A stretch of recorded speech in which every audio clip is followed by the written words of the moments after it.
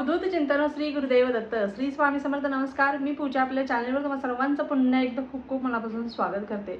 तुमच्या सर्व इच्छा स्वामी महाराज लवकरात लवकर पूर्ण करत ही स्वामींच्यांनी प्रार्थना करते व आजच्या आपल्या व्हिडिओला सुरुवात करते. बघा, अधिक महिना सुरू आहे आणि अधिक महिन्यामध्ये जितक्या जास्त सेवा करू तितक्या जास्त सेवांना अनन्यसाधारण असं महत्त्व आहे. आणि या अधिक महिन्यामध्ये आता एकादशी येऊन गेलेली आहे. ज्यांना हे एकादशीचं व्रत करता येणार नाही त्यांनी पुढच्या महिन्यातली जी एकादशी येणार आहे ती देखील अधिक मासामध्येच येते आहे. बघा, कमला एकादशी पुढच्या महिन्यातली 11 तारखेला आहे. तर ही एकादशी तुम्ही करा, कारण ही देखील अधिक महिन्यामध्येच येत आहे. त्यामुळे या एकादशीला जर तुम्हाला सेवा करता नाही आल्या तर तुम्ही येणाऱ्या 11 जूनच्या एकादशीला तुम्ही या सगळ्या सेवा करू शकता. त्यामुळे निराश होऊन जायचं नाही आहे. त्याच पद्धतीने अधिक महिन्यात येणारी पौर्णिमा, आता ही पौर्णिमा 30 तारखेला आहे की 31 तारखेला आहे हा देखील प्रश्न सगळ्यांना पडलेला असेल. कारण बघा, अधिक महिन्यामध्ये आलेली ही ज्येष्ठ पौर्णिमा हिला अनन्यसाधारण महत्त्व आहे. आता तुम्ही म्हणाल बाकीच्या महिन्यातल्या येणाऱ्या पौर्णिमांना महत्त्व नसतं का? तर सगळ्याच पौर्णिमेला महत्त्व असतं, पण अधिक महिन्यामध्ये जी पौर्णिमा येतात तिला अनन्यसाधारण महत्त्व असतं. त्या दिवशी ज्या विशिष्ट सेवा केल्या जातात किंवा त्या दिवसापासून ज्या विशिष्ट सेवा सुरू केल्या जातात त्यामुळे आपल्या जीवनामध्ये सुख समृद्धी, आयुष्य, आरोग्य सगळं काही व्यवस्थित असतं. फक्त आपल्या जो डोक्यावरती भार असेल किंवा आर्थिक अडचणी असेल सगळ्यातून आपल्याला मुक्तता मिळण्यासाठी मदत होत असते, एवढं लक्षात घ्या. त्यामुळे या पौर्णिमेला अतिशय महत्त्व आहे. आता कॅलेंडरमध्ये जसं की दिलेलं आहे, कॅलेंडरमध्ये बघा 30 तारखेला देखील पौर्णिमा दाखवलेली आहे. बघा, 30 तारखेला पौर्णिमा सुरुवात कधी होती तर 30 तारखेला सकाळी 11:57 मिनिटांनी पौर्णिमा सुरू होते. म्हणजे अक्षरशः 12ला 1-2 मिनिटं कमी असतानाच पौर्णिमा सुरू होते. म्हणजे 30 तारखेला सकाळी चालू होते, ती 31 तारखेला दुपारी 2:14 असणार आहे. आता भरपूर आपले ताई अशा आहेत किंवा दादा आपले असे आहेत की जे त्यांचा दर महिन्याच्या पौर्णिमेचा उपवास असतो किंवा भरपूर लोकांचा सत्यनारायण पूजेचा देखील उपवास असतो, बरोबर. तर सत्यनारायण केव्हा करायचा किंवा आम्ही अजूनपर्यंत आमची इच्छा असून देखील आम्ही 1, 3, 7, 5, 11 अशा पद्धतीची सत्यनारायण व्रत केलेली नाही आणि आमची ती करण्याची इच्छा आहे असं तुम्हाला जर वाटत असेल तर तुम्ही पौर्णिमेच्या दिवसापासून सुरुवात करू शकता. आता ज्यांची पौर्णिमा असते, कायमची पौर्णिमा असते, म्हणजे प्रत्येक महिन्यातील पौर्णिमेला जर तुम्ही पौर्णिमा व्रत करत असाल तर तुम्हाला 31 तारखेचीच पौर्णिमा करायची आहे. तुम्ही म्हणाल की आता 30 तारखेला सकाळीच 11:57 लागते, तर आम्ही 31 तारखेची का करावी, कारण ती दुपारी संपते. पण एवढं लक्षात घ्या, तिथीनुसार, उदय तिथीनुसार जी पौर्णिमा किंवा जी तिथी, जो दिवस सूर्याने पाहिलेला असतो त्या दिवसाला महत्त्व असतं. आणि पौर्णिमा तिथी सूर्याने 31 तारखेची पाहिलेली आहे, त्यामुळे आपल्याला 31 तारखेचाच उपवास करायचा आहे. आता सत्यनारायण व्रत करायचं आहे. सत्यनारायण व्रत तुम्हाला करायचं आहे तर तुम्ही 30 तारखेला देखील प्रदोष काळामध्ये करू शकता किंवा जेव्हा पौर्णिमा सुरू झालेली आहे तेव्हापासून पौर्णिमा संपेपर्यंत तुम्ही केव्हाही सत्यनारायण व्रत करू शकता.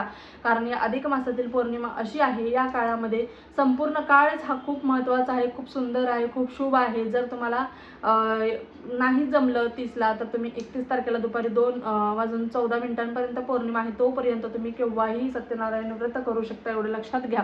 त्यामुळे सत्यनारायण व्रत जर तुमची इच्छा असेल संकल्पासहित करायची तर तुम्ही आवर्जून करा, कारण इतकी प्रभावी अशी भगवान विष्णूंची ही सेवा आहे.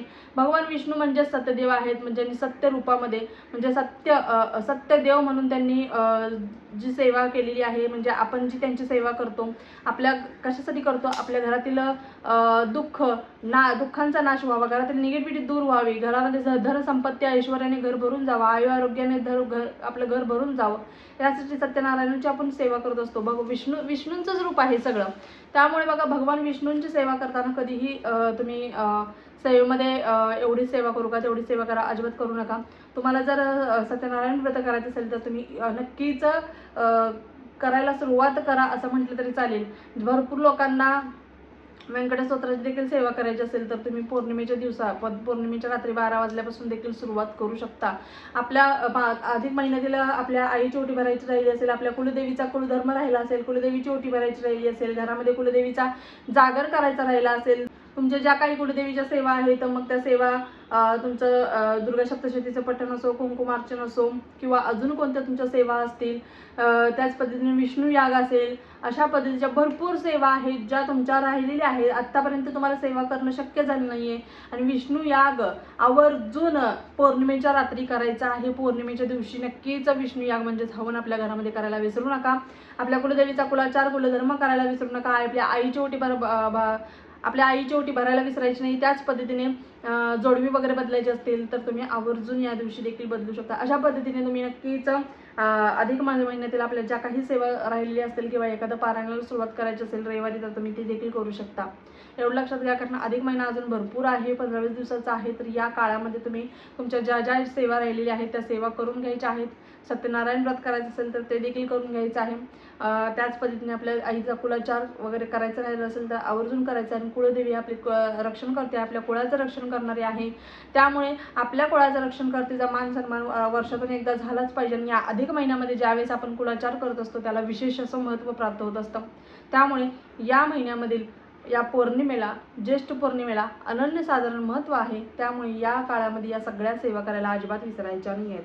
छोटासाच व्हिडिओ होता, छोटीशीच माहिती होती, पण तुमच्यापर्यंत मला पोहोचवायची होती. कारण आपण बघा, आपल्या जीवनामध्ये भरपूर प्रकारचे सुख दुःख उंचावलीसारखी येतात. सगळे प्रकारचे दुःख आपण पाहून झालेले आहेत. जवळच्या व्यक्तीला आपण गमावलेलं आहे. सगळं काही झालेलं आहे आपल्या जीवनामध्ये. आता मन शांत करायचं आणि जेवढी जमेल तेवढी सेवा करायची.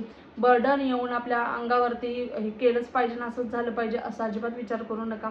तुमच्याकडून जी होईल ती सेवा करा. मी म्हणत नाही की केलीच गेली पाहिजे, पण तुमच्याकडून जशी होईल तोडकी मोडकी सेवा करत जा. थोडंसं देवामध्ये मन रमवा, म्हणजे त्या मनस्थितीतून बाहेर आपल्याला पडता येईल. आपल्या डोक्यावरती जे कर्जाचा डोंगर आहे, आर्थिक परिस्थिती बिकट आहे, त्यातून बाहेर पडण्याचा मार्ग या अधिक महिन्यामध्ये नक्कीच सापडतो असं म्हटलं जातं. त्यामुळे तुम्ही आवर्जून ह्या सेवा करा आणि या सेवेमध्ये सहभागी व्हा. जशा जमतील तशा तुम्ही सगळ्यांनी सेवा करायला अजिबात विसरायच्या नाही आहेत. व्हिडिओ आवडला असल्यास व्हिडिओला लाईक करा, शेअर करा, सबस्क्राईब करा. पुन्हा एकदा भेटू अशाच एका नवीन व्हिडिओसोबत. तोपर्यंत झालेली सेवा स्वामींच्या करते. श्री स्वामी समर्थ. धन्यवाद.